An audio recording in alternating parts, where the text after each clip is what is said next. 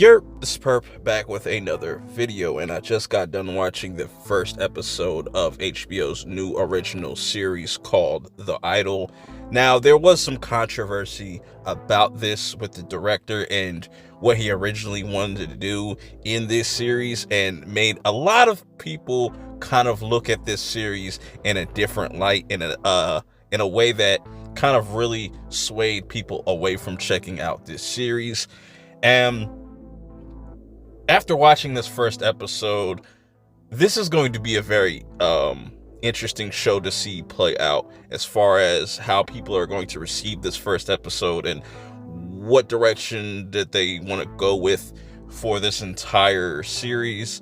Because what I gathered from this first episode is this is going to pretty much a series following this character Jocelyn, her being this mega star and having to deal with all this pressure of being a star, and how exploitive the music industry is. You see that very early on in this episode as she's having this whole photo shoot, and the photographer is telling her to make all these different emotions, and you could tell just by her body language and by when she's crying that she's definitely dealing with a lot of inner turmoil, or just a lot of things mentally, which that's another thing that they're going to tackle throughout this series, because you have the people, her handlers or whatever you want to say, also talking about this and exploiting that mental illness. And she lost her mom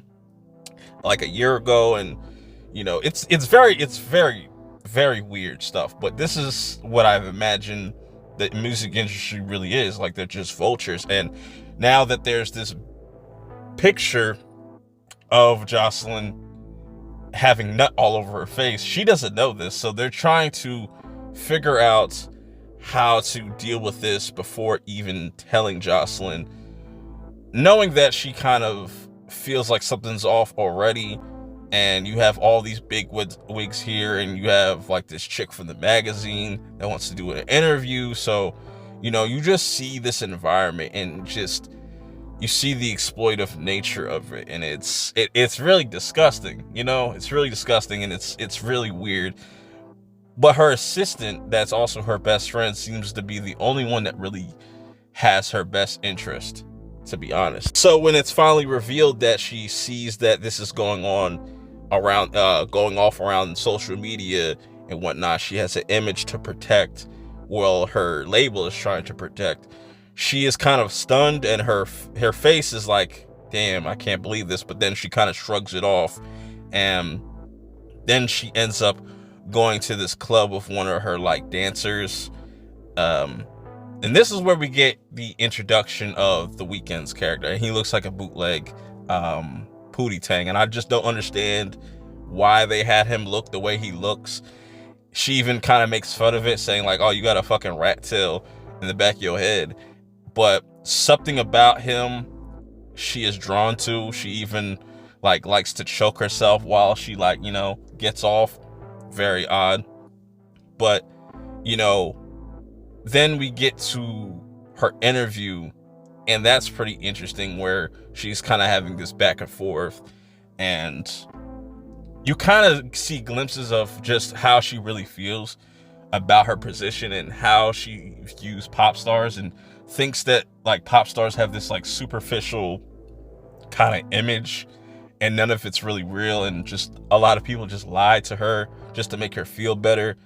And she also has this conversation with her best friend, her assistant, and her assistant doesn't even like this guy, and his name is Tetris. So it was just really weird. I'm pretty sure that's his real name, or I probably misheard it, but that's really weird that your nickname or your name is based off a video game. I'm pretty sure no woman would date a man that's name is PlayStation or Nintendo. That's just weird as fuck. But she even doesn't like the vibe from this guy, and he is very fucking weird. He's very fucking weird. You'll see as the episode goes on. He ends up showing up to the house, gives her assistant a kiss on the cheek, without consent, and then he's sniffing pillows and stuff, and he's into the booger sugar, and he talks to himself.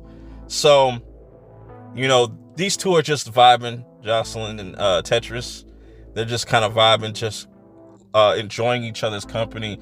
And the thing about Jocelyn is, like, she's just in awe of this man and not really knowing too much about him, showing him her music, and she just doesn't really like this single. She just thinks it's really fake, but he's pretty much just telling her what she wants to hear, just so you can kind of hit that. But he does some weird shit. He puts like what is it, her like gown, whatever, over her face, and starts to kind of like choke her a little bit, and then like pulls out a knife and cuts open the mouthpiece. And very bizarre, very sexual type of show, very well shot, I will say. But I don't think that this first episode is really going to click with a lot of people, especially just with how the director and that whole information that came out a few months ago about what he wanted to do in this series. I think that turned a lot of people off, and I don't know, I think this show is going to be very mixed for people. I don't know how to fucking feel about it, to be honest. I don't know if I'll review the next episode. I'm going to tune in to just see where this goes. But if you've seen this first episode, how did you feel about it? Are you going to watch it all the way through, or are you just like not even going to finish the rest of the series? You don't really care? Let me know. I will see y'all in the next one. Peace.